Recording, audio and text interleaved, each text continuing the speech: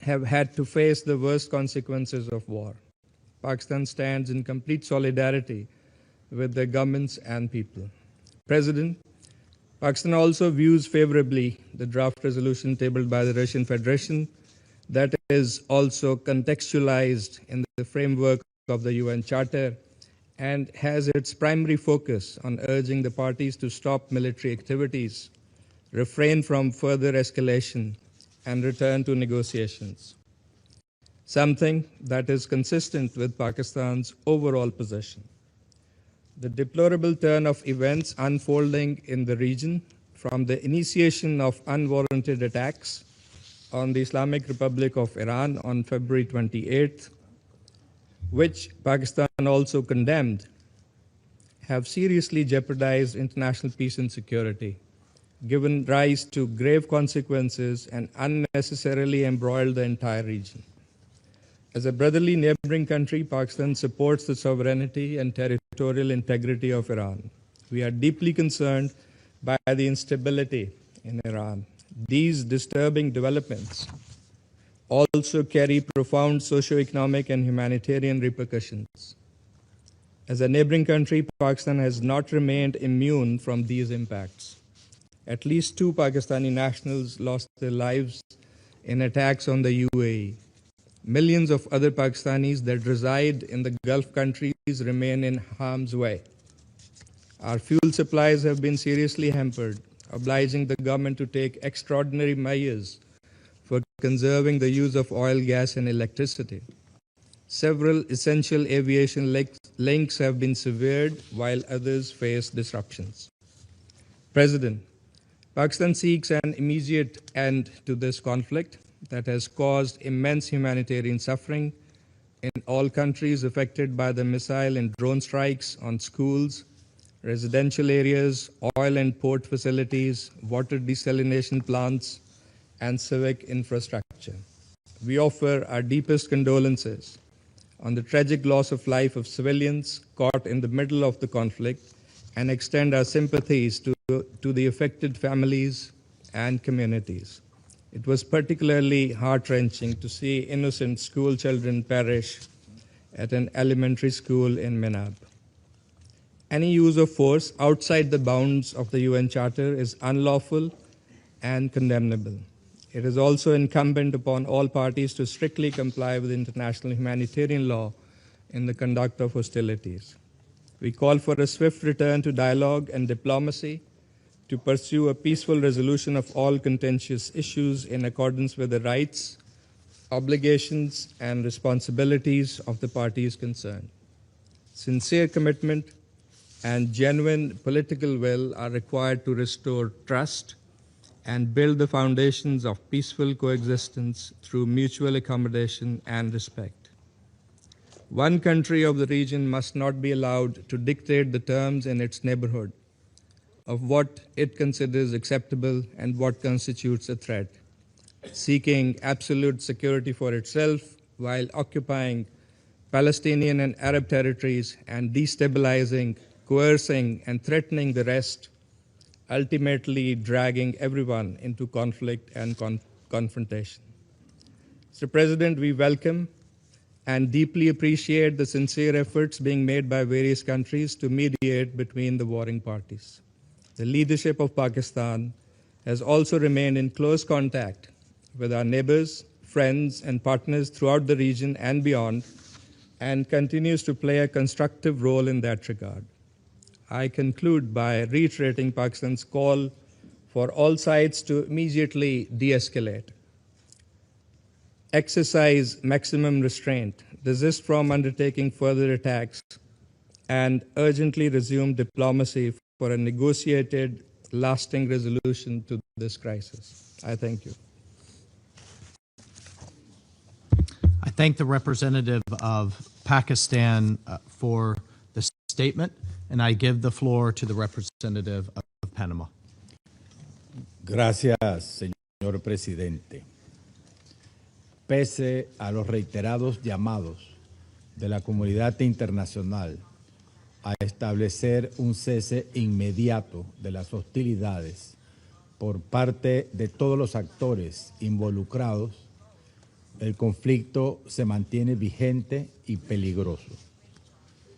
Su prolongación no solo agrava la situación humanitaria, sino que también incrementa la incertidumbre y la inestabilidad en la región y en el mundo.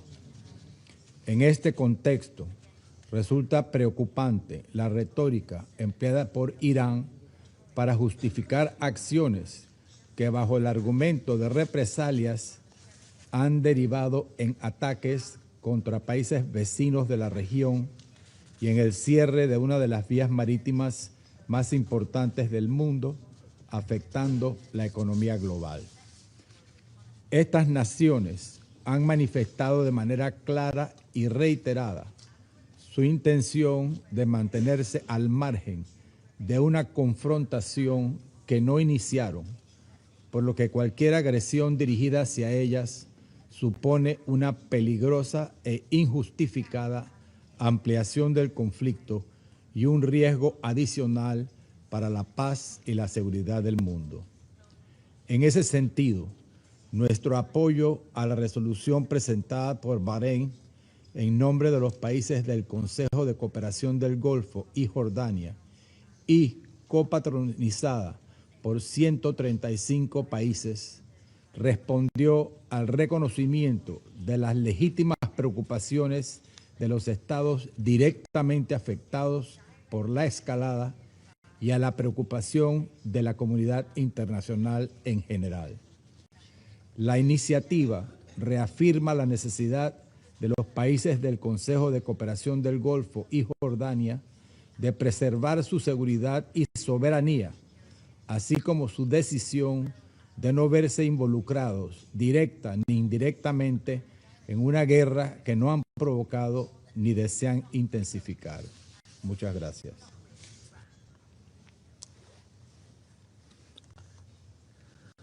I thank the representative of Panama for the statement. I give the floor to the representative of China.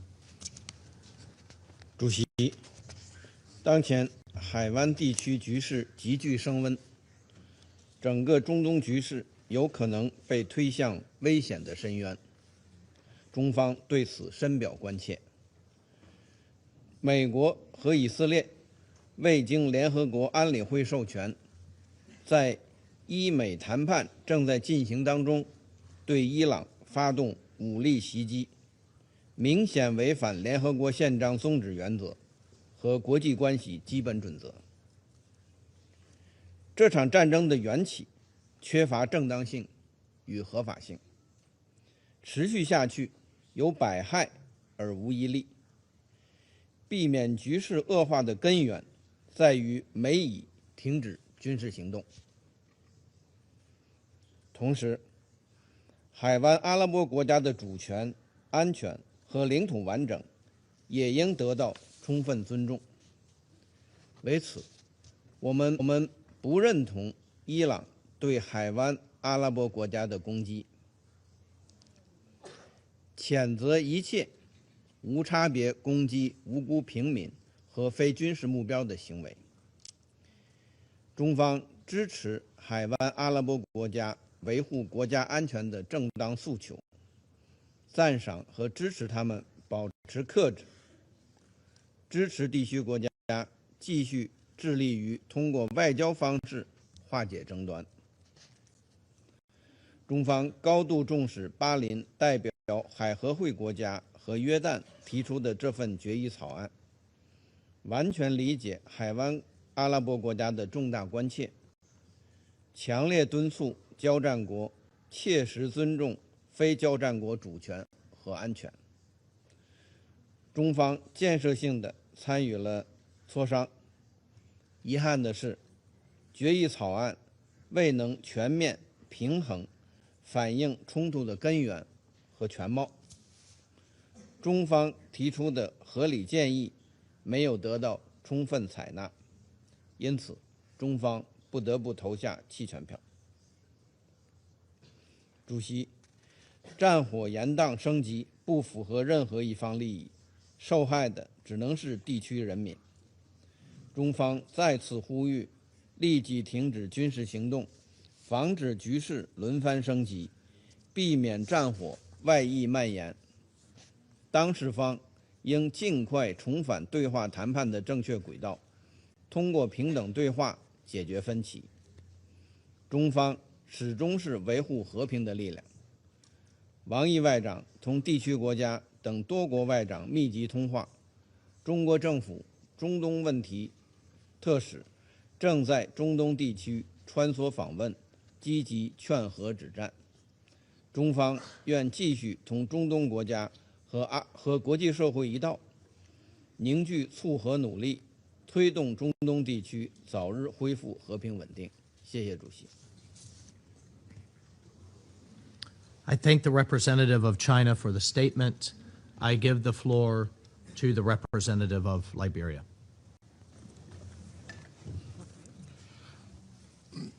Thank you, Mr. President.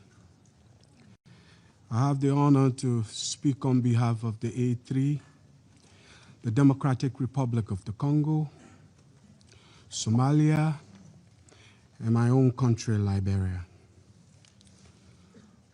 We voted in favor of this resolution.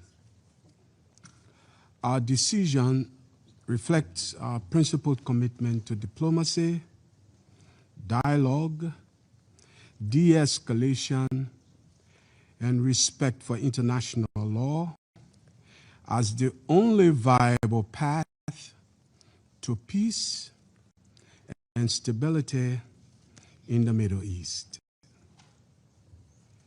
The A3 remains gravely concerned by the continued missile and drone attacks directed against the sovereign territories of Bahrain, Kuwait, Qatar, Saudi Arabia, Jordan, and the United Arab Emirates, just to name a few.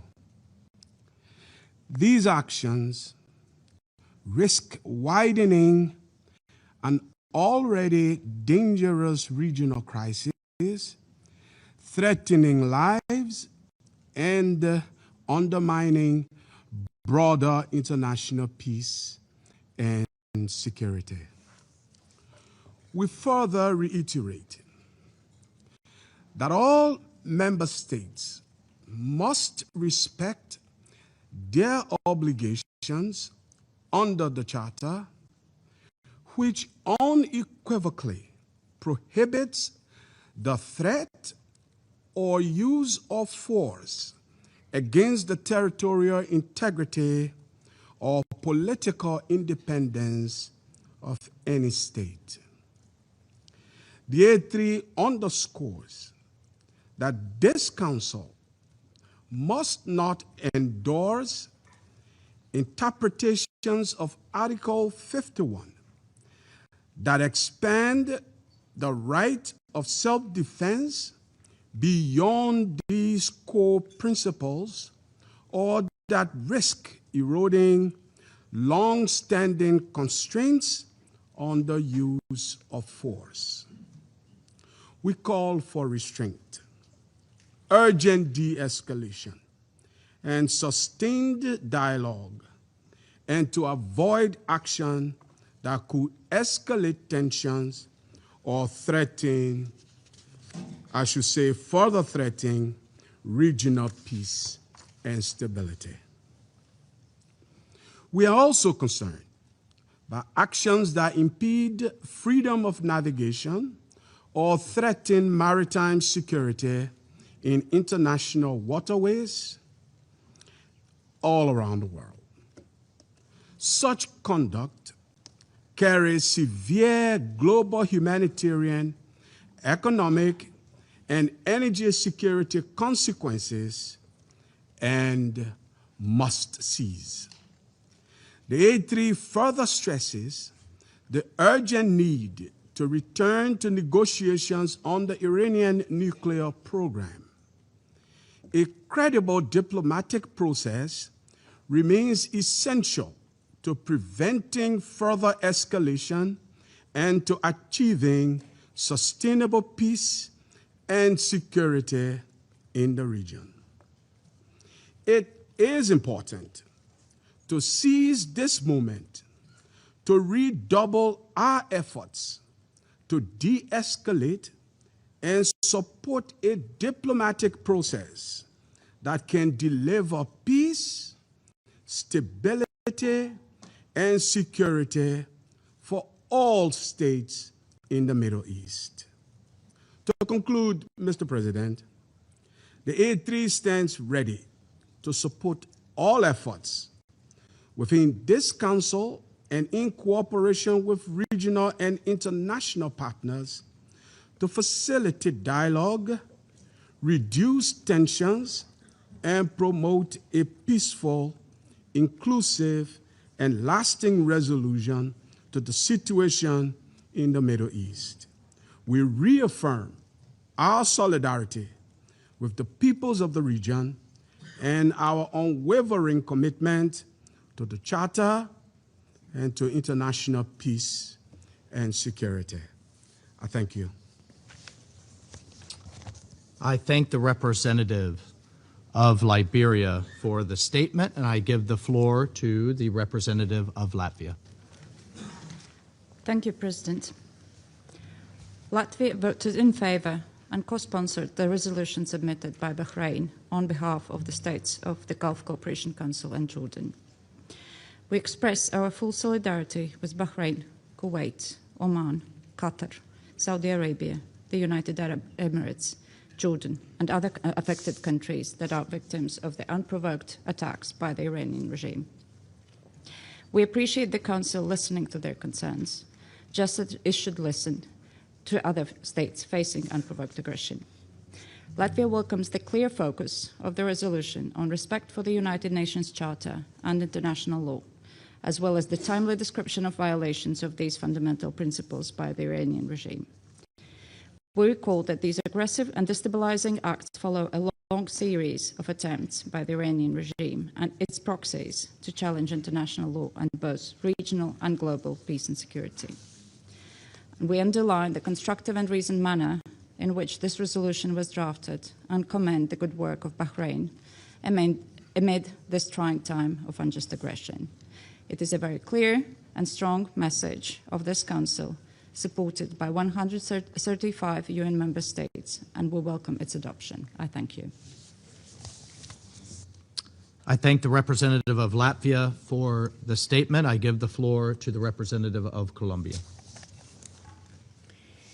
Señor Presidente, Colombia observa con profunda preocupación la situación en Medio Oriente y la creciente espiral de violencia derivada de las agresiones unilaterales e injustificadas en toda la región, incluyendo la más reciente agresión ilegal e irresponsable contra la República Islámica de Irán, adelantada por Estados Unidos e Israel.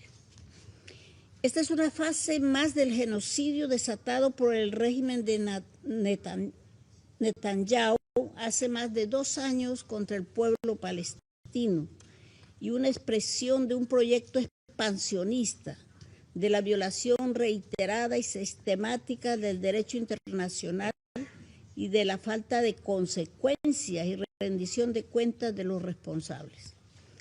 Colombia nota también con enorme preocupación los ataques e intentos de invasión contra el territorio soberano del Líbano y otros estados de la región.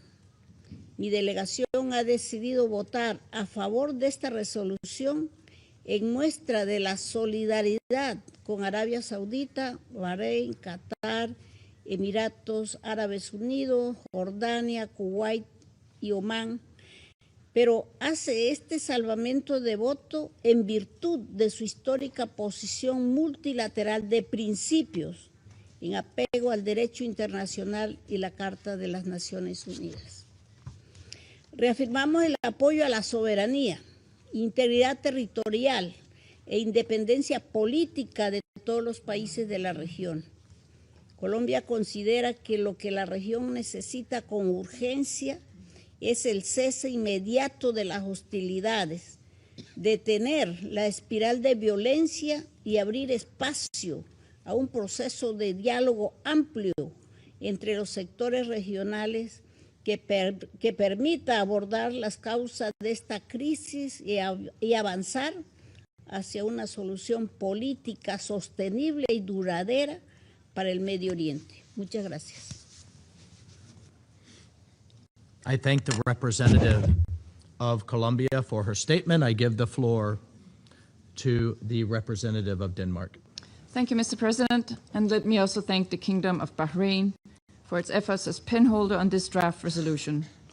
The large number of co-sponsors from within this Council and across the whole membership demonstrates the collective desire to end Iran's strikes against countries in the region and bring peace to the Middle East, and it sends a powerful message.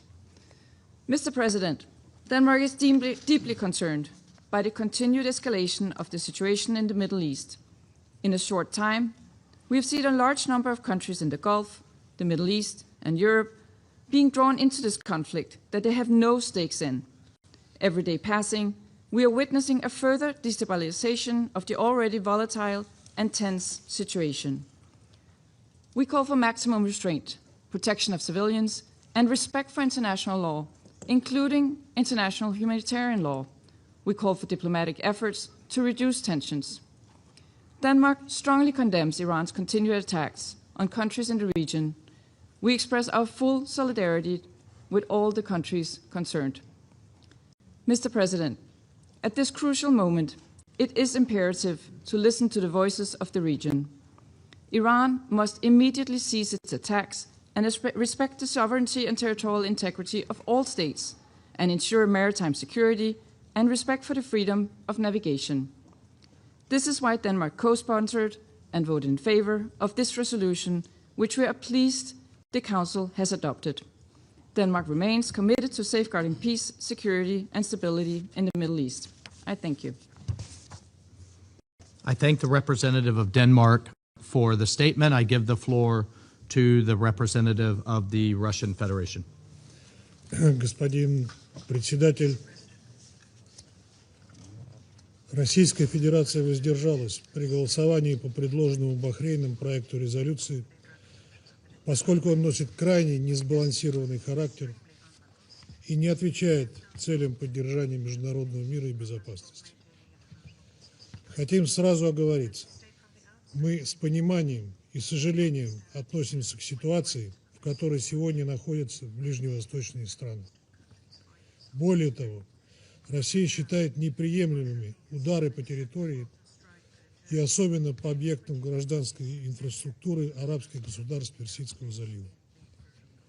Руководство нашей страны и лично президент Путин с первых дней подключились к усилиям по деэскалации и прекращению кровопролития как в Иране, так и вокруг него. Однако говорить об атаках по странам региона в отрыве от первопричин нынешней эскалации, а именно агрессии Соединенных Штатов и Израиля против Исламской Республики Иран, невозможно и несправедливо. К глубокому сожалению, принятая только что резолюция выдержана именно в таком предвзятом и одностороннем ключе. В ней перепутаны причинно-следственные связи.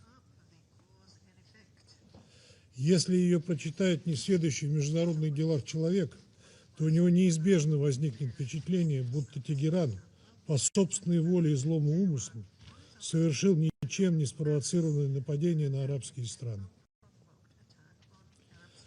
Атаки по территории самого Ирана, не говоря уже о тех, кто за ними стоит и их осуществляет, в документе не то что не обсуждаются, они просто обходятся стороной.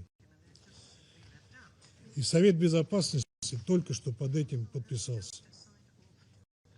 Не упоминается и то, что власти в Тегеране неоднократно подчеркивали, что их ответные действия направлены не против стран региона, а против расположенных на их территории американских военных объектов и инфраструктуры и являются законными целями в рамках права Ирана на самооборону в соответствии со статьей 51 Устава ООН. Нельзя не отметить, что Вашингтон своими агрессивными действиями, по сути, попросту подставил государство залива. Американцы проигнорировали их неоднократные просьбы не использовать территорию арабских стран для проведения военных операций против Ирана.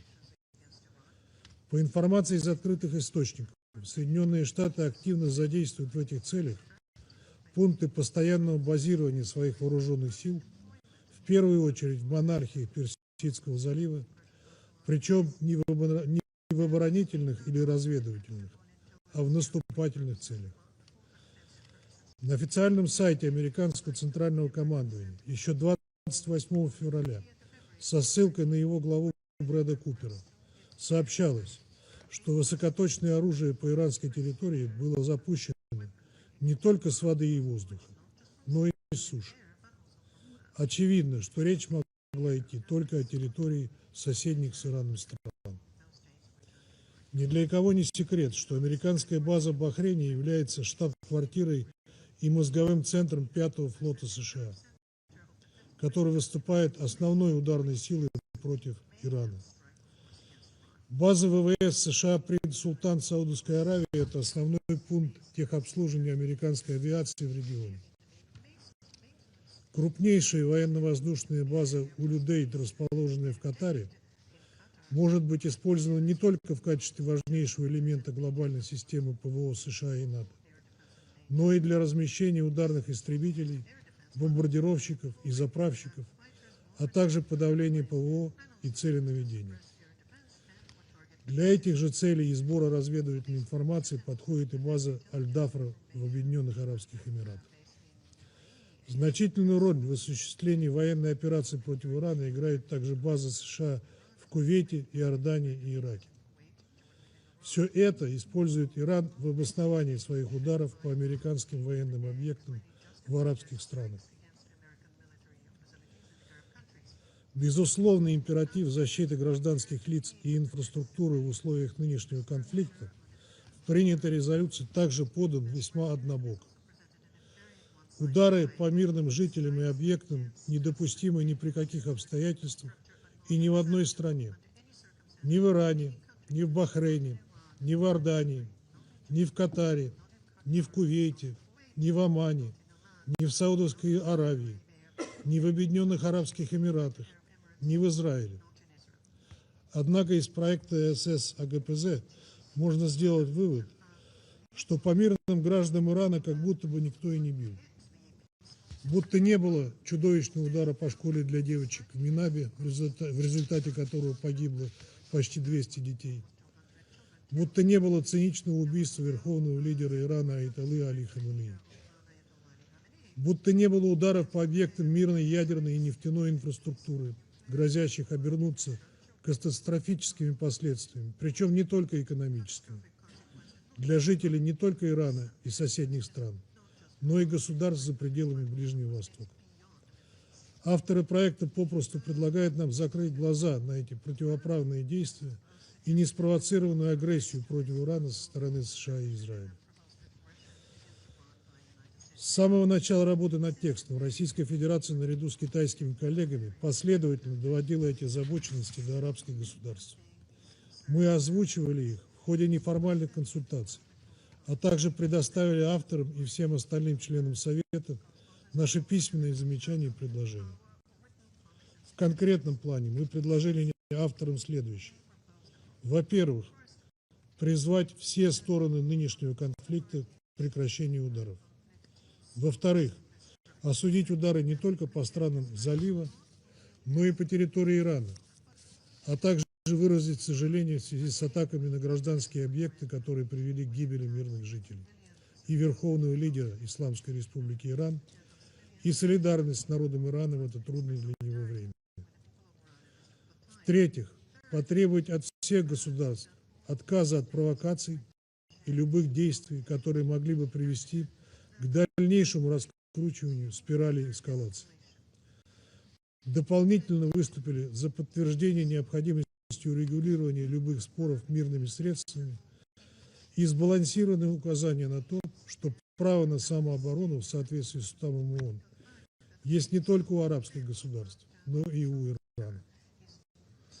При этом, несмотря на принципиальную позицию нашей страны, в частности, категорическое осуждение агрессивных действий Соединенных Штатов и Израиля, мы старались выдерживать наши в предельно сдержанном ключе, не называя инициаторов нынешнего кризиса по имени.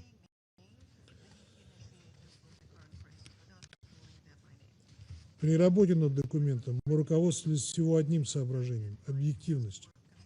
Однако авторы проекта резолюции попросту проигнорировали позицию России и Китая. Наибольшее разочарование у нас вызывает отказ внести в текст проекта к политико-дипломатическому регулированию конфликта. Причем сделано это было безапелляционно и без каких-либо пояснений, будто мы говорили в пустоту. Считаем такой подход к работе над продуктами Совета Безопасности ООН неконструктивным, безответственным, неприемлемым и неподобающим для ответственного члена Совета. Господин председатель, принятие подобной резолюции не способно привести к достижению мира в регионе Ближнего Востока. Оно лишь усугубит разногласия между ключевыми игроками в регионе. Опасаются, что страны СС АКПЗ в погоне за осуждением Ирана могут перечеркнуть все достижения последнего времени по восстановлению добрососедских отношений с Тегераном, а также на долгие годы отдалить перспективу формирования пространства общей безопасности для всех стран региона.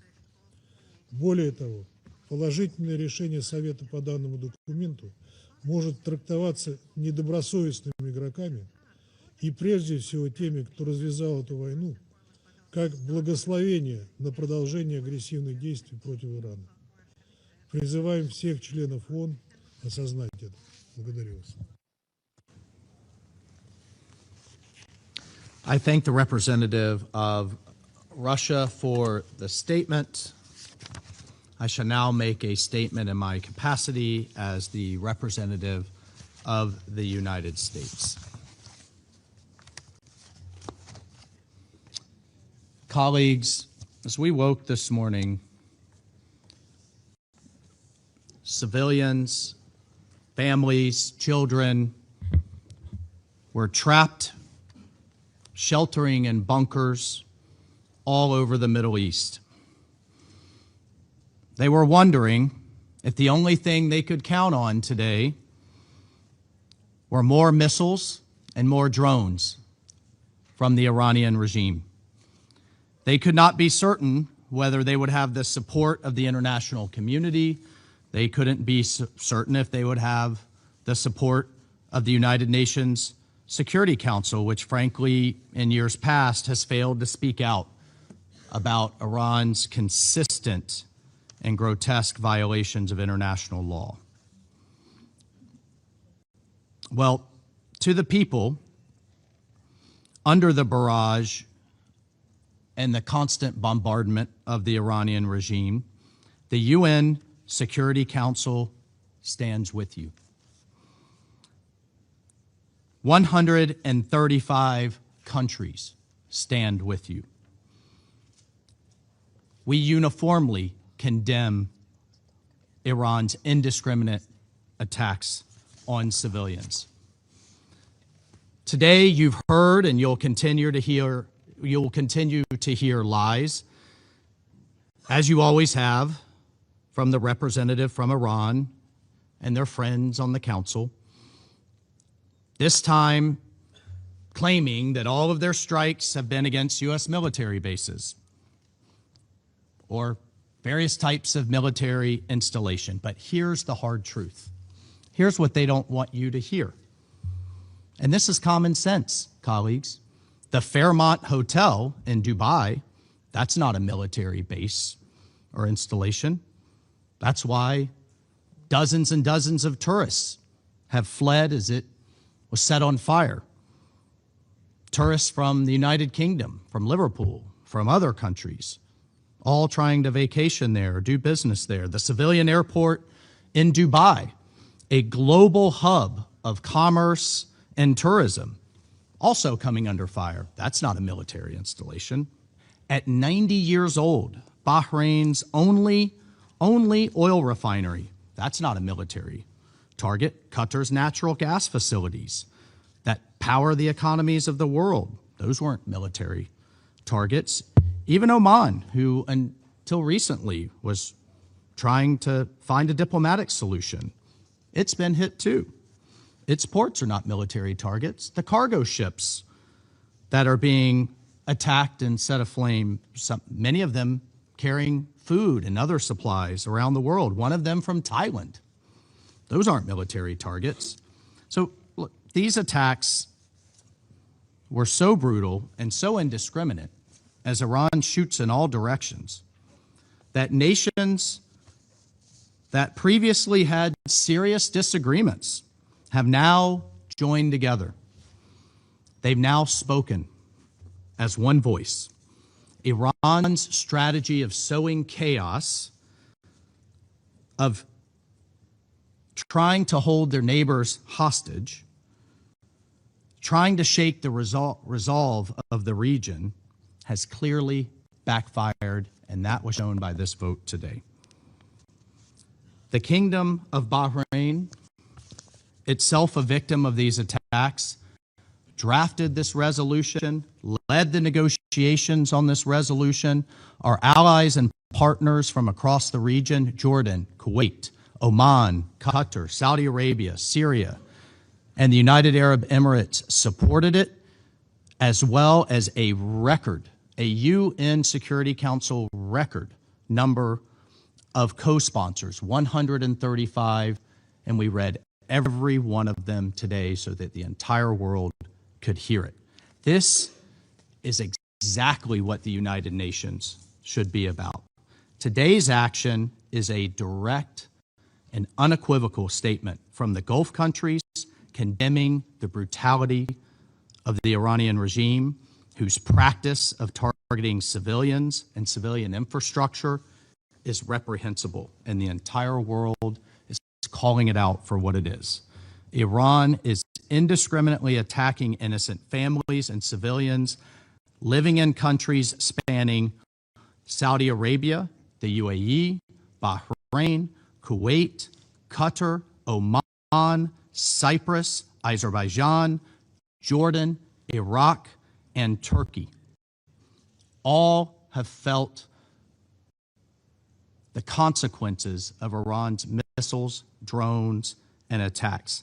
This council and the international community must speak plainly and be honest with the world about Iran's long history of undermining international peace and security, and for decades, and we all know this, Iran has supported terrorist violence against civilians around the world, and as we all just saw in recent months, massacred its own people.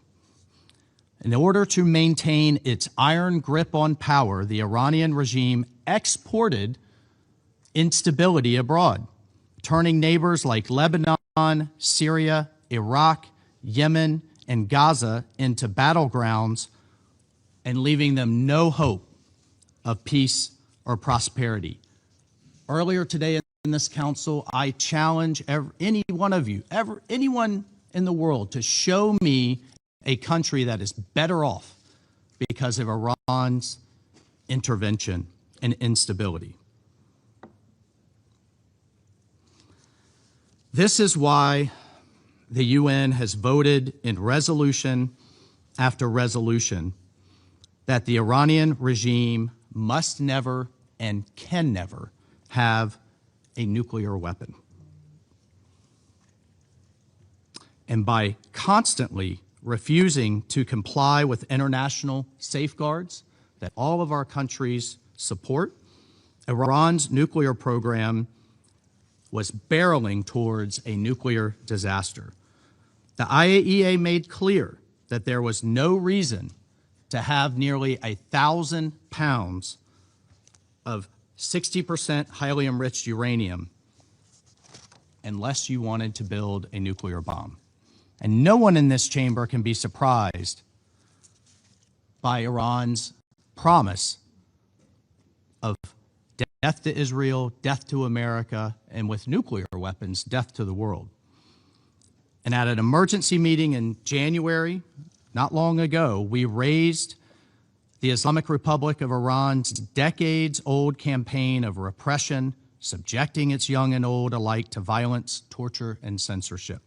Colleagues, the Iranian regime's abuses are a stain for all who tolerate it, drawn from the blood of their victims. President Trump and his team exhausted every attempt at diplomatic negotiations. He sought peace and to end 47 years of hostility and attacks, while Iran only sought more missiles, more drones, and a pathway to nuclear Armageddon. President Trump has drawn his red line here.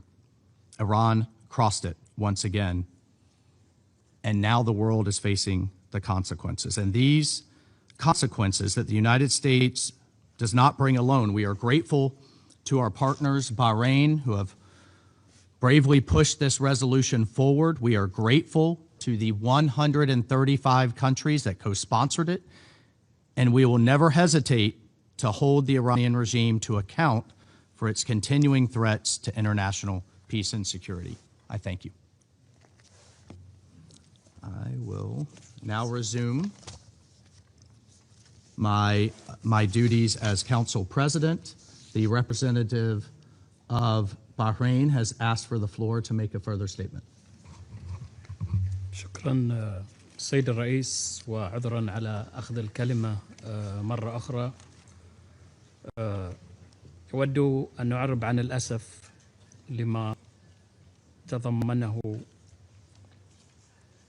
تضمنته كلمة سعادة المندوب الدائم لروسيا الاتحادية عن دول مجلس التعاون. وأود أن أوضح أن دول مجلس التعاون هي من قامت بالعديد من الوساطات والجهود الدبلوماسية، ولم تكن يوما أراضي تصدر عنها أي اعتداءات، ولم تستخدم ضد أي دول أخرى. وأنا أتحدث إليكم الآن وصفارات الإنذار تدوي في منطقتنا وعلى دولنا. لذلك فالادعاءات الإيرانية يكذبها الواقع، فالضربات لا تزال متوالية وموجهة إلى المواقع المدنية والحيوية وتجاه المدنيين. وشكرا سيد الرئيس. I thank the representative of Bahrain for the statement. The Council is ready to proceed to the vote on the second draft resolution before it. I now give the floor to those members of the Council who wish to make statements before the vote. I give the floor to the representative of the Russian Federation. Господин председатель, мы сегодня уже обозначили неконструктивный характер только что одобренной резолюции с осуждением ударов Ирана по территории стран региона, выдержанной в однобоком ключе, и дополнительное разъяснение представителя Бахрейна нас в обратном не убеждает.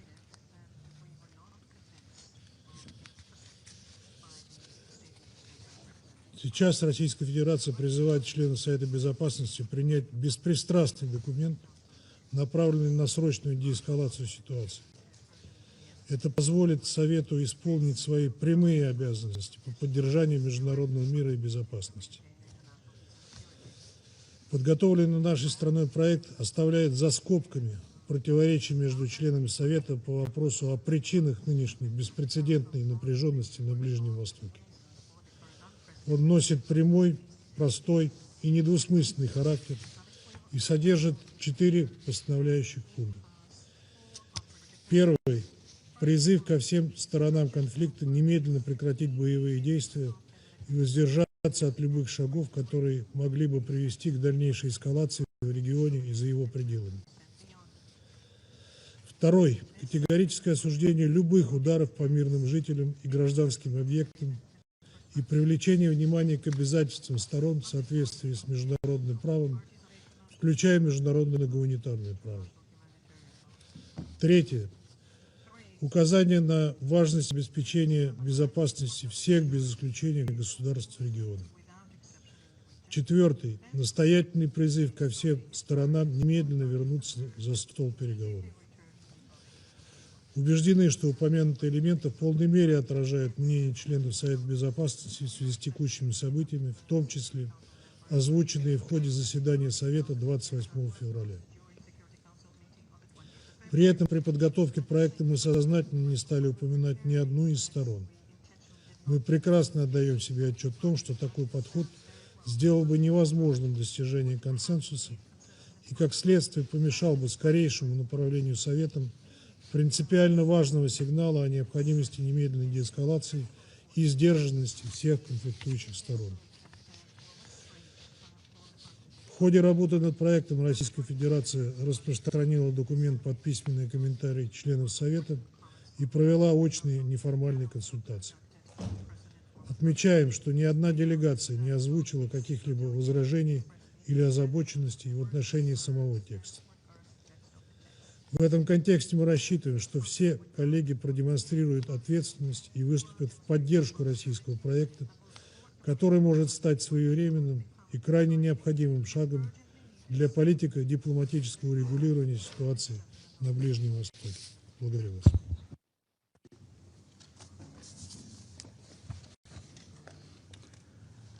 I thank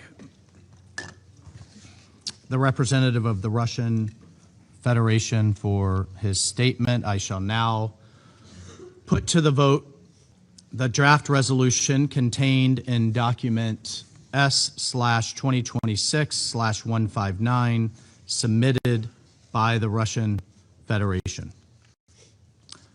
Will those in favor of the draft resolution contained in document S/2026/159 please raise their hand?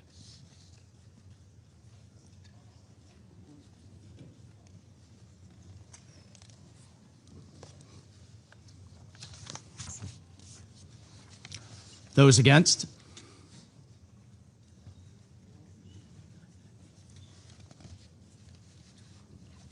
Abstentions?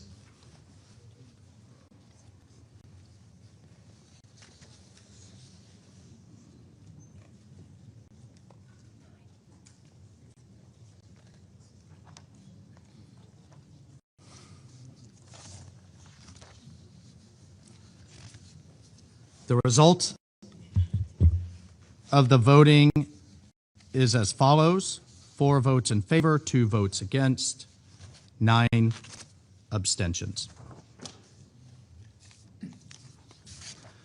The draft resolution has not been adopted, having failed to obtain the required number of votes. I now give the floor to those members of the Council who wish to make statements after the vote. I give the floor to the representative of the United Kingdom. Thank you, President. The United Kingdom's priority is restoring regional stability in the Middle East as soon as possible and preventing this crisis escalating further. Iran's ongoing reckless attacks against countries across the region threaten to expand the conflict. That's why the UK voted in favour of the resolution tabled by Bahrain condemning Iran's attacks against the territories of its neighbours. That text was grounded in the facts and backed by the region, responding directly to the needs of our partners in the Gulf and Jordan. It focused squarely on protecting civilians and restoring regional stability, and we're pleased that this Council was able to send a clear condemnation of Iran's reckless attacks by adopting that resolution. By contrast, this Russian resolution does nothing to address the concerns of those in the region who have faced unprovoked and unjustifiable attacks. And it is impossible to overlook the hypocrisy of Russia presenting itself here as a guardian of international peace and security. It continues to reject Ukraine's proposal for a ceasefire. It attacks Ukraine's civilian infrastructure night after night. With the very same Iranian-designed Shahed drones that are now striking targets across the Middle East and beyond. In return for Iran's support, Russia has provided Iran with advanced military capabilities, increasing the threat that Iran poses to the region. We should be in no doubt where Russia stands in this conflict. So Russia's resolution would have only served to distract this Council from the serious work required to end the conflict. That is why the UK did not support the resolution. Our collective priority must be to secure stability in the region and the protection of civilian life. That's what the UK government has been focusing on and will continue to do alongside our allies, including in this Council. Thank you. I thank the representative of the United Kingdom for the statement. I give the floor to the representative of France. Merci, Monsieur le Président. Monsieur le Président, la France n'a pas soutenu le projet de résolution présenté par la Russie sur la situation au Moyen-Orient. Je l'ai dit tout à l'heure en expliquant notre vote sur le projet de résolution déposé par Bahreïn et adopté à une très forte majorité. La France est profondément préoccupée par la prolongation de la guerre au Moyen-Orient. Nous partageons la conviction exprimée par de nombreux membres de ce Conseil que l'escalade militaire n'est pas dans l'intérêt de la région, que le respect du droit international est la condition sine qua non de la stabilité à long terme et que les hostilités doivent cesser au plus vite. Nous appelons également à la préservation des vies civiles et au respect du droit international humanitaire. Monsieur le Président, quoi qu'il se réclame des intentions les plus louables, le projet de texte initié par la Russie ne constituait pas une base viable pour rassembler le Conseil et apporter à cette crise la réponse que les circonstances exigent. Le résultat du vote en témoigne d'ailleurs. En effet, ce projet de résolution ne disait rien de la responsabilité écrasante prise par l'Iran dans l'escalade actuelle, y compris en conduisant des attaques indiscriminées et injustifiées contre ses voisins régionaux qui ne le menaçaient pas. L'intervention de la Fédération de Russie pour justifier son vote sur la résolution 2817 a d'ailleurs marqué une forme de compréhension de ce pays pour les frappes iraniennes. Or, l'Iran fait peser des menaces depuis des années sur son environnement régional et sur la paix et la sécurité internationale. Il le fait à travers le réseau des milices qu'il finance, commande et entraîne dans la région, à travers ses programmes de missiles balistiques et son programme nucléaire dont l'Agence internationale de l'énergie atomique n'est pas en mesure de garantir le caractère pacifique. Et ceci, rappelons-le, dans le contexte de sa négation pure et simple, absolument inacceptable, de l'existence même d'Israël. La stabilité de la région ne pourra être durablement garantie si ces menaces ne sont pas traitées. Monsieur le Président, c'est par la diplomatie et par elle seule que la sécurité et la stabilité de la région pourront être assurées sur le long terme. Pour que la diplomatie puisse prévaloir, il faut que l'Iran entende le message de la résolution 2817, qu'il accepte d'entrer dans des négociations de bonne foi pour aboutir à un encadrement négocié de ses programmes nucléaires et balistiques, ainsi que de ses activités régionales. La France continuera de se mobiliser pour parvenir à une telle solution négociée. Je vous remercie. I thank the representative of France for the statement. I give the floor to the representative of China.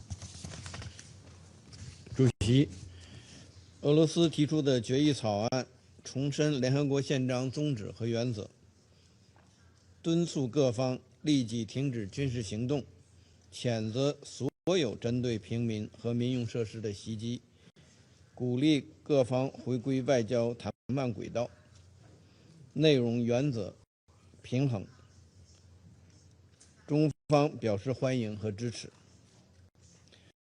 对决议草案未获通过感到失望和遗憾。这是一场本不应发生的战争，也是一场对各方都没有好处的战争。东的历史反复告诉世人，武力不是解决问题的方法，兵戎相见只会增添新的仇恨，酝酿新的危机。当务之急是立即停止军事行动，防止战火升级蔓延，尽快重回对话谈判。中方将继续为争取和平做出努力。谢谢主席。I thank the representative of China for his statement. I give the floor to the representative of Bahrain. شكرا سيد الرئيس. تود مملكة البحرين أن تتقدم بخالص الشكر والتقدير إلى روسيا الاتحادية الصديقة على مبادرتها بتقديم مشروع القرار المتعلق بالتصعيدات الخطيرة في منطقة الشرق الأوسط، وتثمن هذه المبادرة التي تعكس حرص روسيا الاتحادية على الإسهام في تناول التطورات المتسارعة في المنطقة. وفي الوقت الذي تقدر فيه مملكة البحرين هذه الجهود، فقد صوتت بالامتناع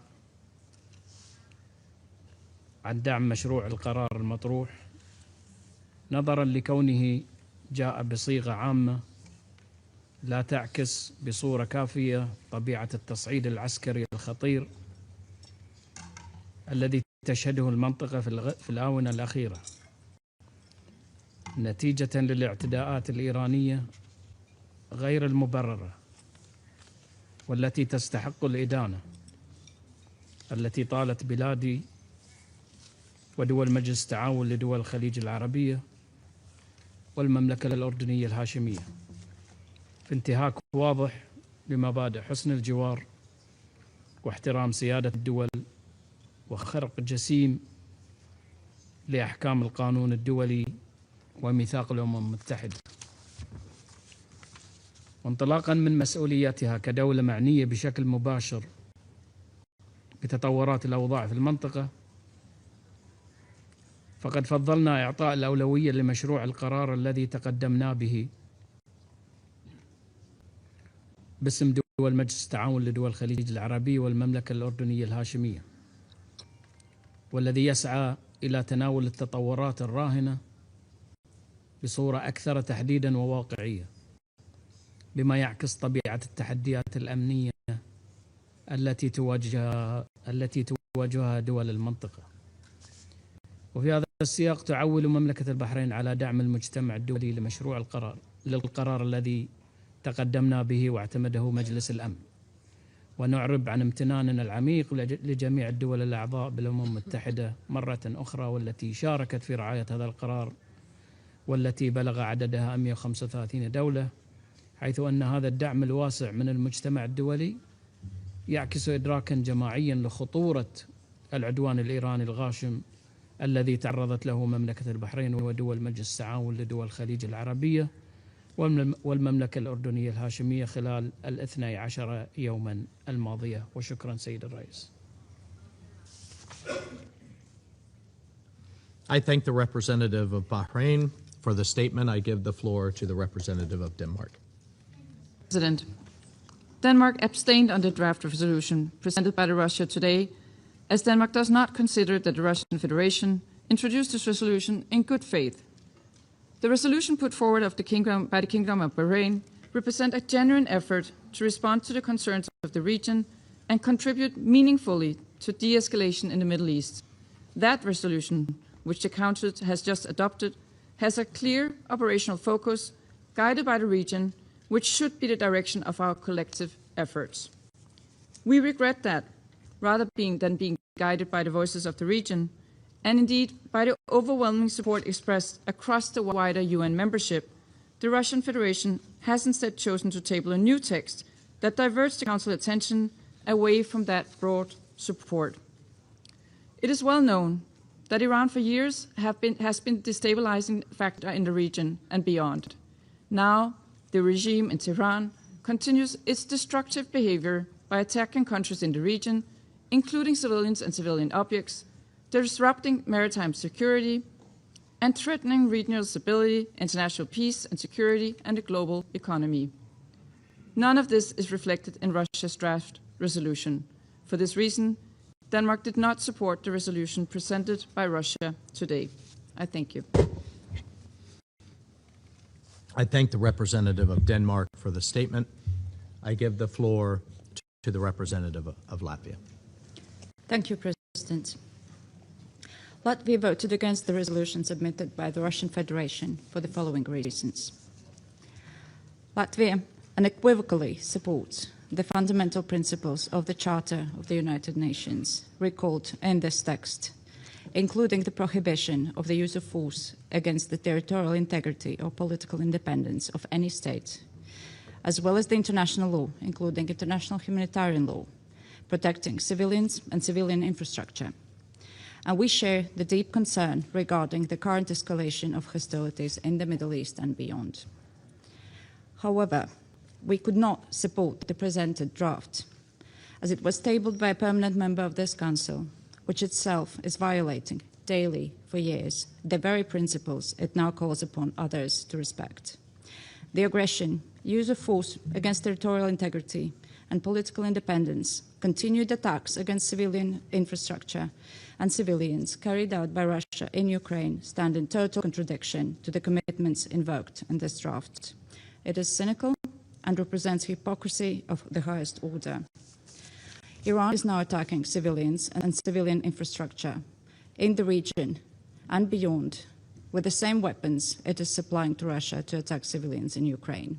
So we agree this is not a resolution submitted in good faith, and despite our agreement with the values and objectives outlined in the text, Latvia was compelled to vote against. I thank you. I thank the representative of Latvia for the statement. I give the floor to the representative of the Russian Federation. Господин председатель, глубоко разочарован тем, что сегодня Совету Безопасности не удалось принять столь востребованную резолюцию, сфокусированную на необходимости деэскалации на Ближнем Востоке и возвращения к поиску переговорных решений. Хотели бы выразить признательность тем коллегам, которые выступили за принятие предложенного Россией документа. Считаем, что они повели себя ответственно и принципиально, как и подобает членам Совета Безопасности. Увы, некоторые коллеги так и не нашли в себе сил и мудрости принять единственное верное решение. А ряд из них это сделал целенаправленно. Ведь для них главное шагать в ногу со старшим братом и слушать все его команды. Они только что отклонили возможность направить по линии Совета недвусмысленные требования к немедленному прекращению боевых действий и урегулированию любых споров мирными средствами. Это в очередной раз наглядно показывает, что все громкие заявления этих стран о приверженности международному праву, Уставу ООН и миру не более чем пустой звук. Их позиция определяется сугубо конъюнктурными политическими интересами и блоковой солидарностью, а также боязнью попасть в немилость к старшим товарищам. Более того, из этих соображений они готовы пойти на дальнейший подрыв авторитета Совета Безопасности. Весьма показательно, что ни одна из выступивших против или воздержавшихся делегаций так и не смогла объяснить, чем именно не устроил их подготовленный нами текст. Дежурные заявления наподобие важности сфокусироваться на резолюции, предложенной Бахрейном и странами СС-АКПЗ, не выдерживают никакой критики. Российский проект никоим образом не противоречил документу стран региона и не содержал никаких взаимоисключающих по отношению к нему элементов. Поэтому подобные слова – это не более чем нелепая попытка оправдаться за боязнь выступить в поддержку инициативы, сколь бы взвешенной и деполитизированной она ни была, а только потому, что она невыгодна истинным зачинщикам кровавых событий на Ближнем Востоке. Еще более опасно, если за их решением скрываются иные геополитические цели. Ответственность за любые негативные последствия на земле, которые может повлечь за собой недобросовестность и безответственность некоторых членов Совета лежит целиком и полностью на них. Это голосование лакмусовая бумажка и, простите за выражение, проверка на вшивость. Нам любопытно, неужели те страны, которые не поддержали эту резолюцию, не понимают, насколько жалко они выглядят? Мы уже говорили, что это даже не двойные стандарты. Это сюрреализм, зазеркалье и театр абсурда. Да и вообще просто позор. Мы теперь будем постоянно напоминать вам об этом, когда в иных ситуациях вы будете выдавать себя за поборников международного права. Вне зависимости от исхода сегодняшнего голосования, Россия продолжит прилагать все возможные усилия для скорейшего прекращения конфронтации на Ближнем Востоке и урегулирования любых противоречий мирными средствами. Будем всячески содействовать странам региона и другим сторонам конфликта. Рассчитываем на аналогичный подход со стороны здравомыслящих и конструктивно настроенных государств-членов. Благодарю вас. I thank the representative of Russia for the statement. I shall now make a statement in my capacity as the representative of the United States. Colleagues, the Russian Federation knew it did not have the votes to adopt its resolution today, yet it insisted on proceeding to a vote. And once again, Russia is acting here at the Security Council to protect its partner, Iran. We reject Russia's attempt to conflate lawful U.S. actions taken in line with Article 51 of the UN Charter, to conflate those actions with Iran's pattern of bloodshed and brutality to its own people and around the world, and with its recent deliberate and at scale targeting of civilians and civilian infrastructure across the Gulf and the Middle East. The United States will continue to work here at this council and beyond to hold the Iranian regime to account and to bring to light its destabilizing and unlawful actions. Russia's attempts to prevent this council from acting in line with its core principles will not deter us. I thank you, and I resume my function as President of the Council, and I now give the floor to the representative of Iran under Rule 37. In the name of God, the compassionate and merciful, colleagues, at the outset, I must express our profound regret over the Council's action today. This is a deeply regrettable day for the Security Council and for the international community. Today's adoption is a serious setback to the Council's credibility and leaves a lasting stain on its record. Today's action represents a blatant misuse of the Security Council mandate in pursuit of the political agendas of the certain members. The very state responsible for the brutal war of aggression against my country, the regime of the United States, sits on the other side of this chamber as President of the Council, abusing its position while obstructing every effort to bring an end to this barbaric war against the Iranian people and preventing the Council from fulfilling its charter-based responsibilities. Let me make it clear. This resolution is a manifest injustice against my country, the main victim of a clear act of aggression. It distorts the realities on the ground and deliberately ignores the root causes of the current crisis. The very purpose of this biased and politically motivated text, which was pushed by the Israeli regime and the United States, is clear: to reverse the roles and position of victims and aggressors.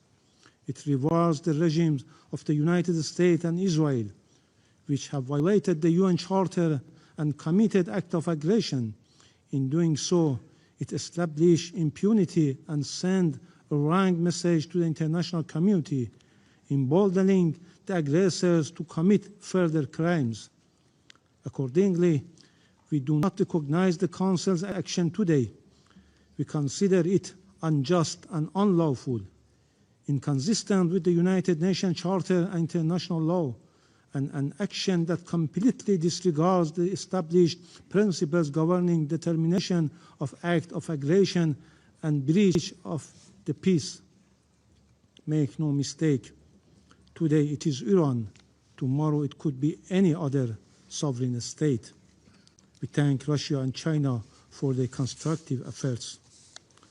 Those members that voted in favor of this resolution, particularly the European members of the Council, including France, United Kingdom, Greece, Denmark, and Latvia, have demonstrated that their repeated claims of defending the UN Charter and the principles of international law are nothing more than empty words and hollow rhetoric. These members lacked even the minimal courage to acknowledge the perpetrators of the aggression, Israel and the United States. While concerning the violation of the Charter and international law and speaking of the international peace and security, by deliberately ignoring the flagrant violation of the most fundamental principles of the UN Charter, the prohibition of the use of force, these members have once again shown that for them, respect for the Charter and international law is selective and subordinate to political agenda. The hypocritical and irresponsible conduct once again demonstrate that political consideration take precedence over their professed commitment to international law and the UN Charter. It is evident that these countries are simply implementing political instruction from Washington rather than exercising independent judgment and decision. Regrettably, some members distorting the reality and facts on the grounds and made a cynical and blatant attempt to blame Iran and accuse and condemn Iran while ignoring the root causes of the current situation, whitewashing the US and Israeli heinous crimes and military aggression, especially the massacre of 170 school girls in Minab, as it was Iran that initiated this war.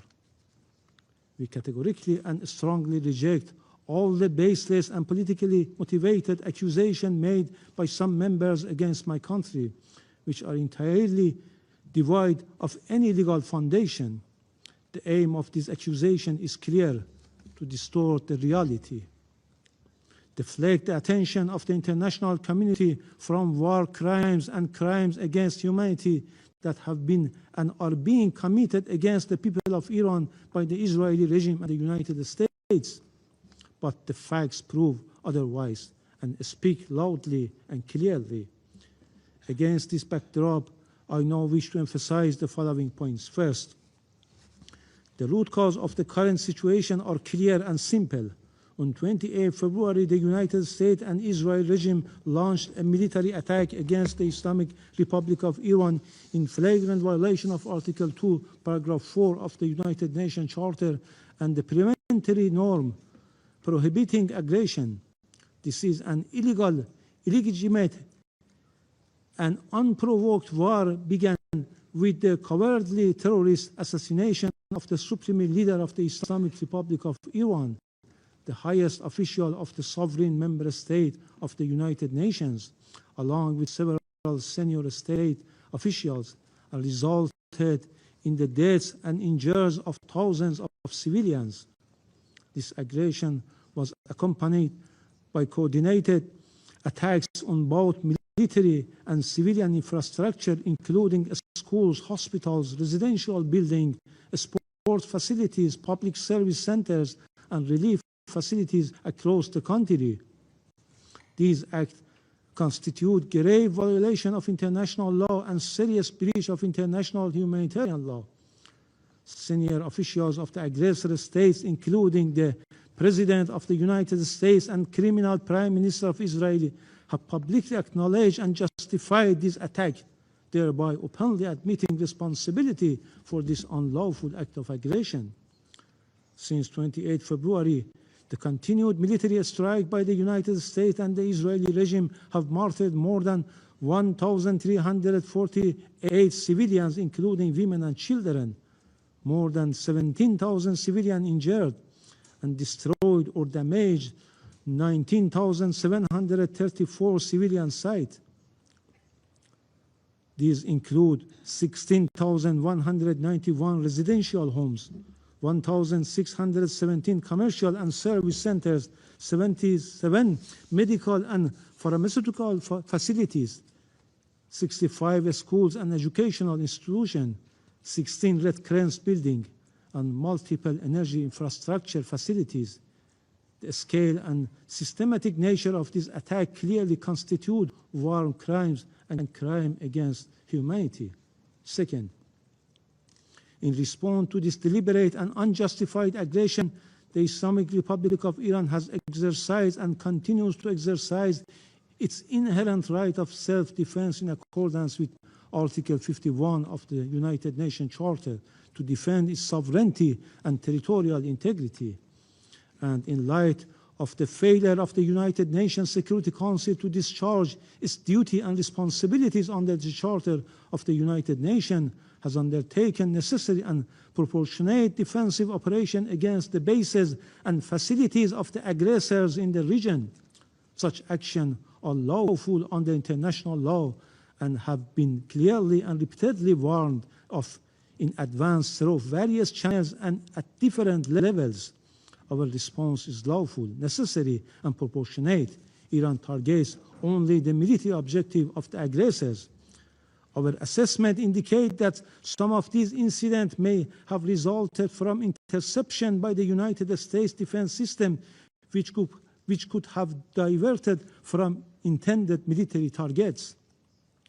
Third, since the beginning of this aggression against the Islamic Republic of Iran by the United States and Israeli regime, the aggressors have also used the territories and facilities of certain third states in the region to launch unlawful military attack.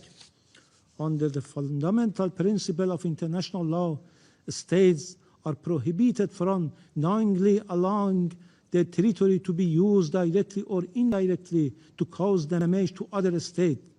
In addition, UN General Assembly Resolution 3314 of 14 December 1974, Article 3F, has clearly categorized and recognized that the action of a state in allowing its territory, which it has placed at the disposal of another state, to be used by that state for perpetrating an act of aggression against the third state as an act of aggression.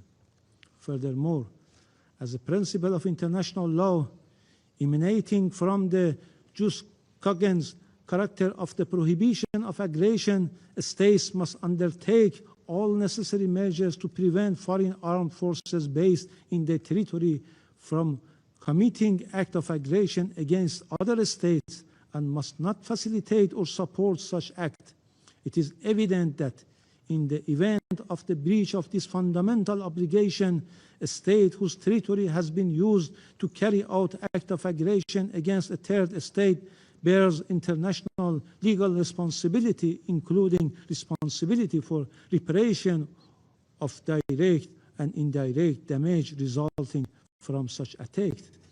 Similarly, the measures claimed to have been taken by the United Kingdom and certain other states outside the region under pretext of a so-called right of individual or collective self-defense are devoid of any legal basis and are wholly unjustifiable under international law.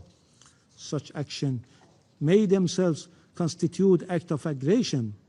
Moreover, these states have deliberately refrained from identifying the original aggressors, namely the United States and Israeli regime, and have in effect attempted to reverse the roles of victims and aggressor.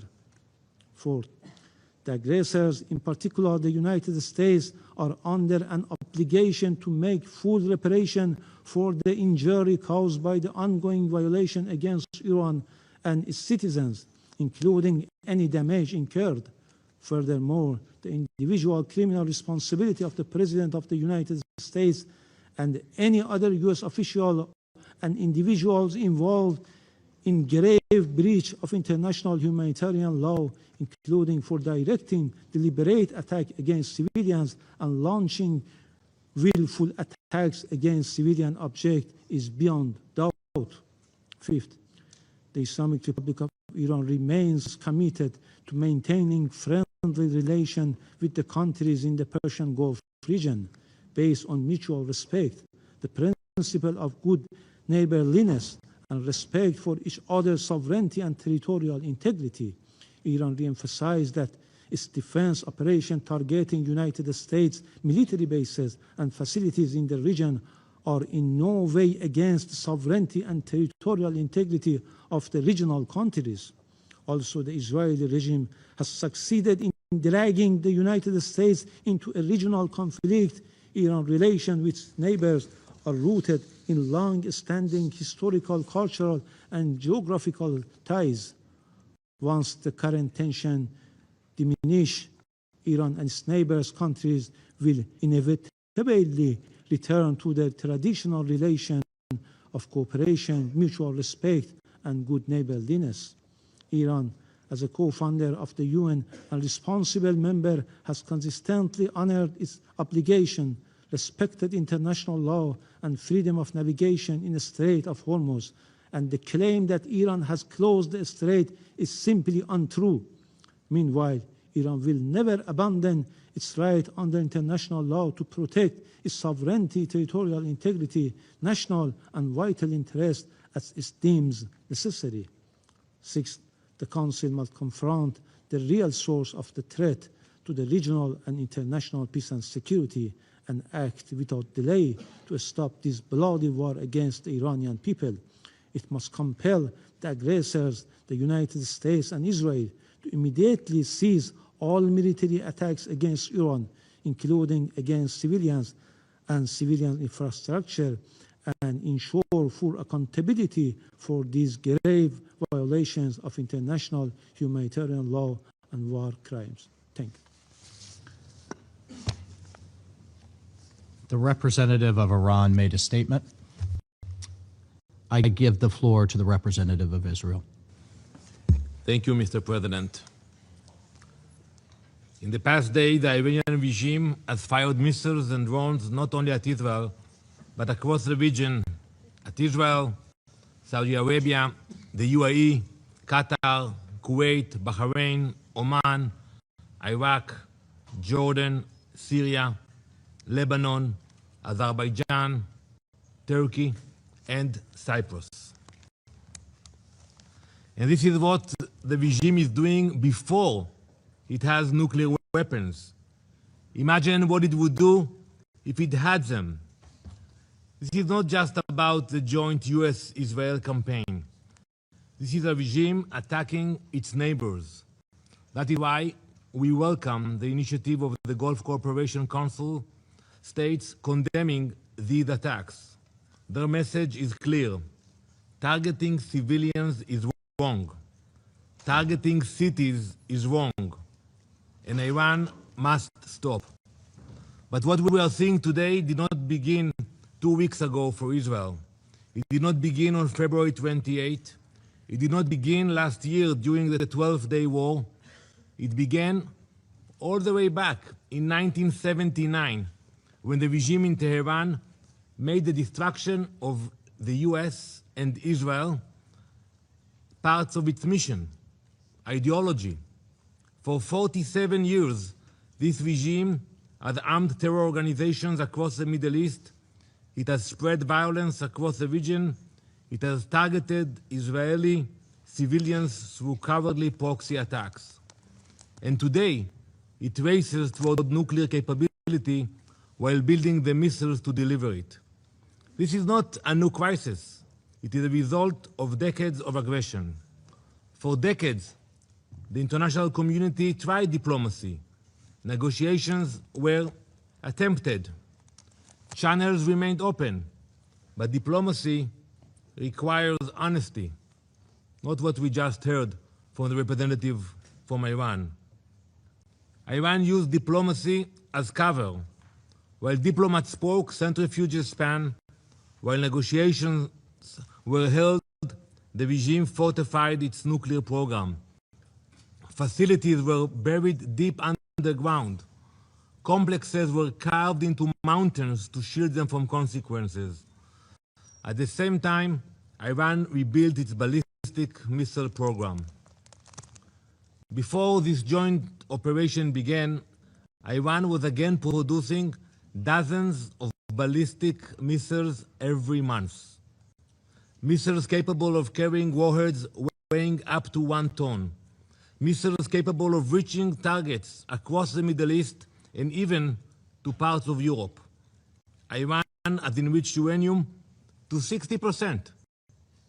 It possesses more than 460 kilograms at that level alone, an amount when they negotiated with Special Envoy Witkoff, they admitted that they have this amount and they can produce 11 nuclear bombs.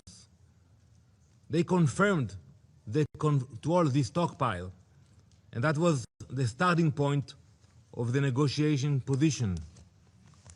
No civilian nuclear program requires enrichment to 60%. None. And peaceful nuclear programs do not hide critical facilities deep inside mountains.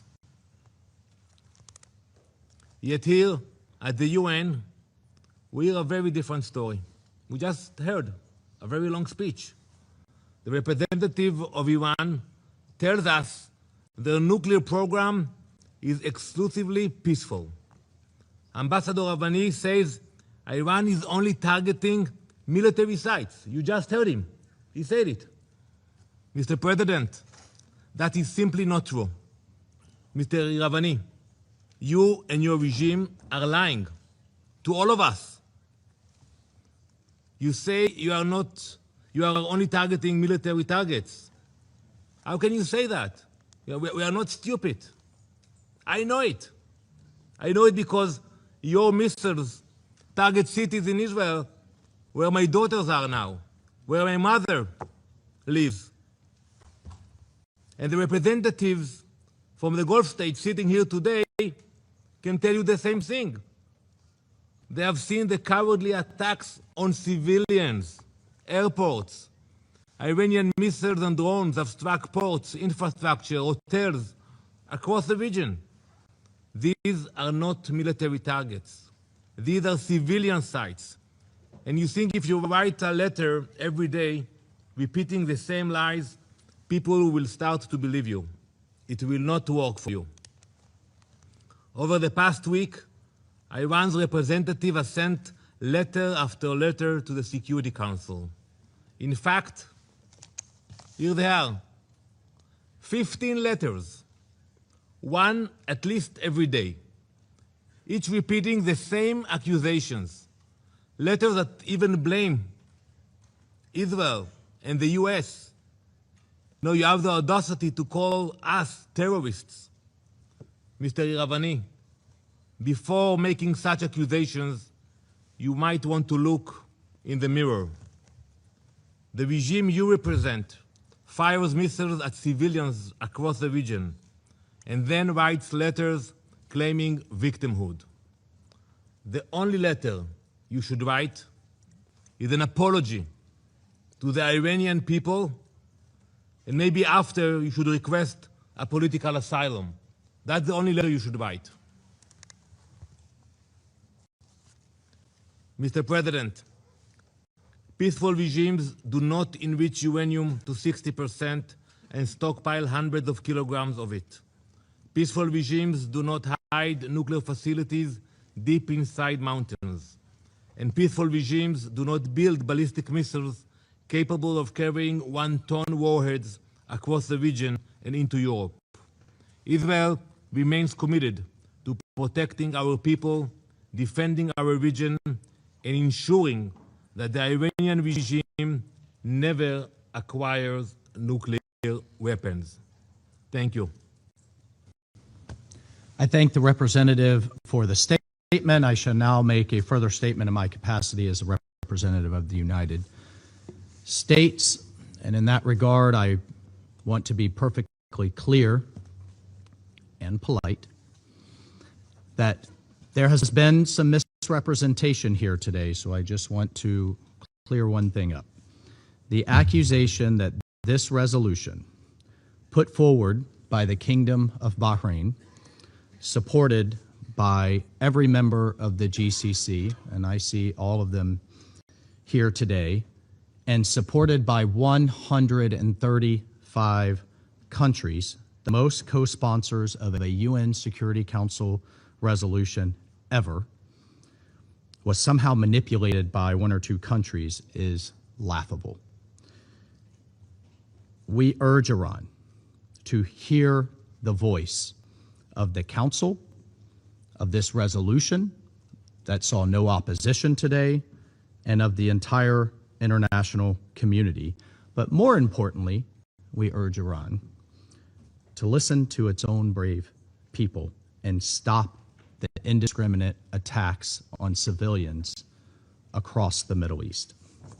I thank you. I will resume my function as President of the Council. The representative of Iran has asked for the floor to make a further statement. I give them the floor. I would be brief.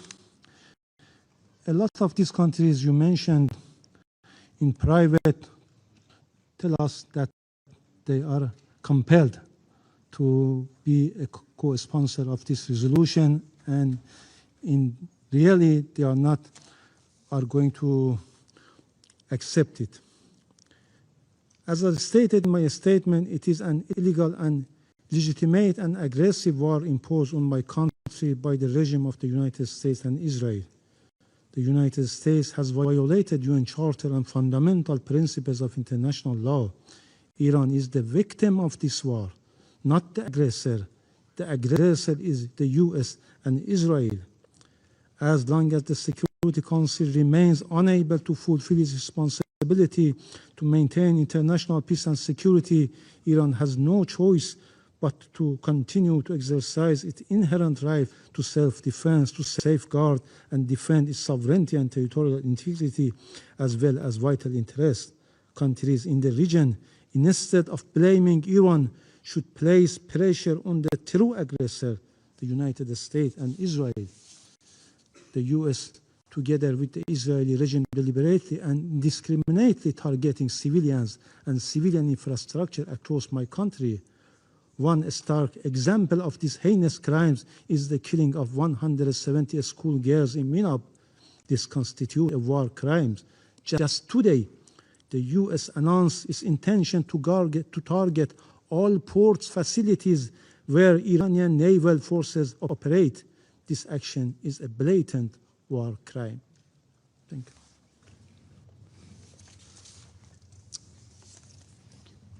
There are no more names inscribed on the list of speakers, and this meeting is adjourned.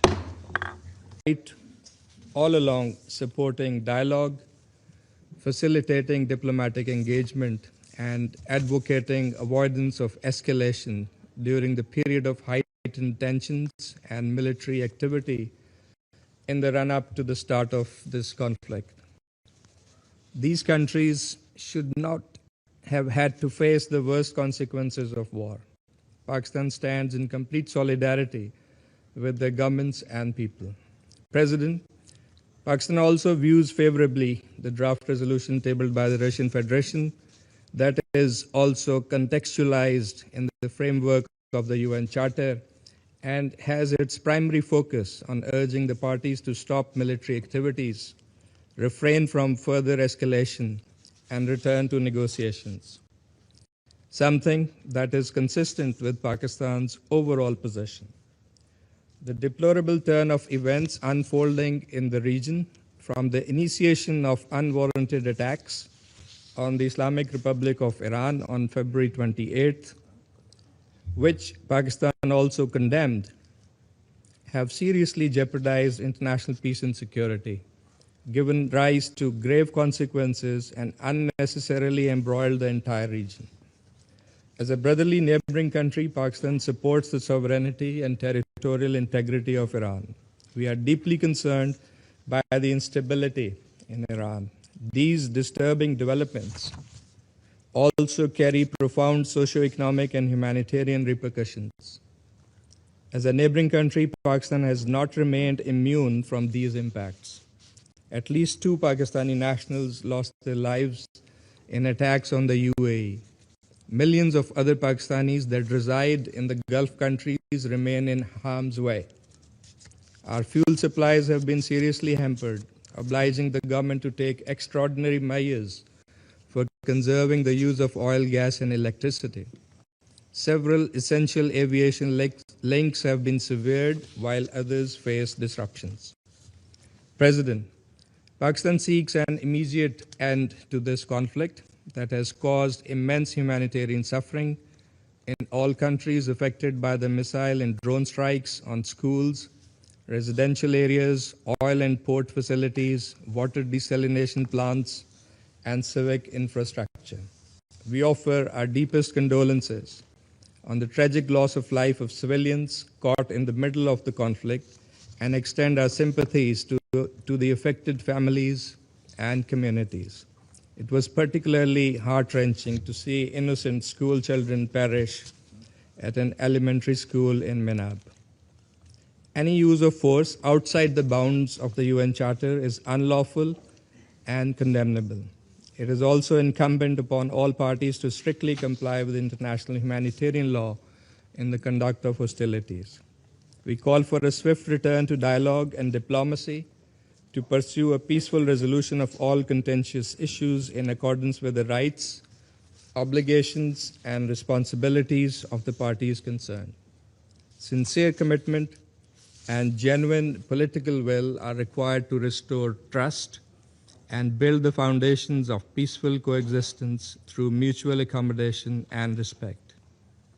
One country of the region must not be allowed to dictate the terms in its neighborhood of what it considers acceptable and what constitutes a threat, seeking absolute security for itself while occupying Palestinian and Arab territories and destabilizing, coercing, and threatening the rest, ultimately dragging everyone into conflict and confrontation.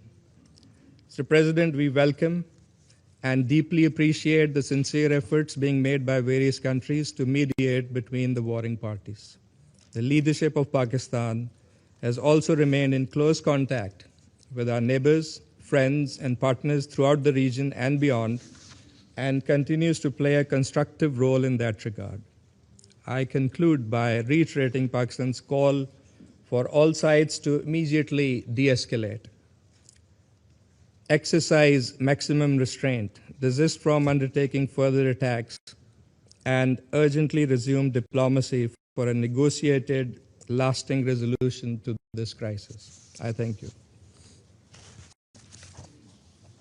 I thank the representative of Pakistan for the statement, and I give the floor to the representative of Panama.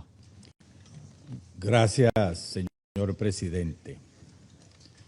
Pese a los reiterados llamados de la comunidad internacional a establecer un cese inmediato de las hostilidades por parte de todos los actores involucrados, el conflicto se mantiene vigente y peligroso. Su prolongación no solo agrava la situación humanitaria, sino que también incrementa la incertidumbre y la inestabilidad en la región y en el mundo. En este contexto, resulta preocupante la retórica empleada por Irán para justificar acciones que bajo el argumento de represalias han derivado en ataques contra países vecinos de la región y en el cierre de una de las vías marítimas más importantes del mundo, afectando la economía global. Estas naciones han manifestado de manera clara y reiterada su intención de mantenerse al margen de una confrontación que no iniciaron, por lo que cualquier agresión dirigida hacia ellas supone una peligrosa e injustificada ampliación del conflicto y un riesgo adicional para la paz y la seguridad del mundo. En ese sentido, nuestro apoyo a la resolución presentada por Bahrein en nombre de los países del Consejo de Cooperación del Golfo y Jordania y copatronizada por 135 países, respondió al reconocimiento de las legítimas preocupaciones de los estados directamente afectados por la escalada y a la preocupación de la comunidad internacional en general. La iniciativa reafirma la necesidad de los países del Consejo de Cooperación del Golfo y Jordania de preservar su seguridad y soberanía, así como su decisión de no verse involucrados directa ni indirectamente en una guerra que no han provocado ni desean intensificar. Muchas gracias.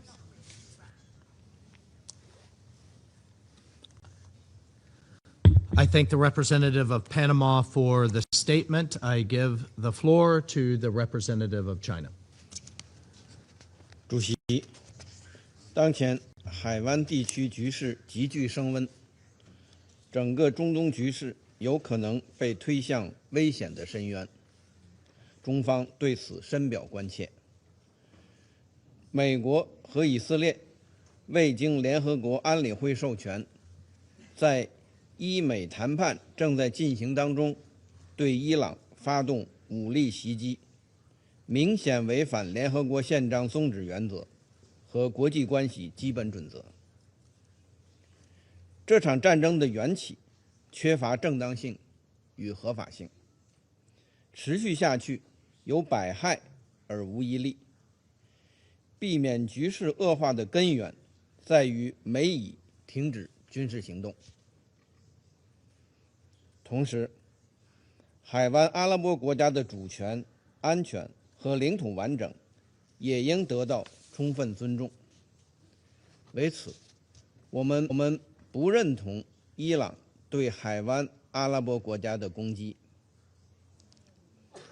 谴责一切无差别攻击无辜平民和非军事目标的行为。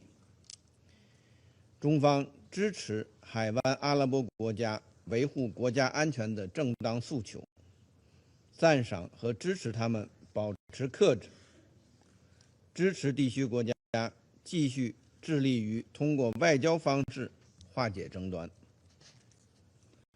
中方高度重视巴林代表海合会国家和约旦提出的这份决议草案，完全理解海湾阿拉伯国家的重大关切，强烈敦促交战国切实尊重非交战国主权和安全。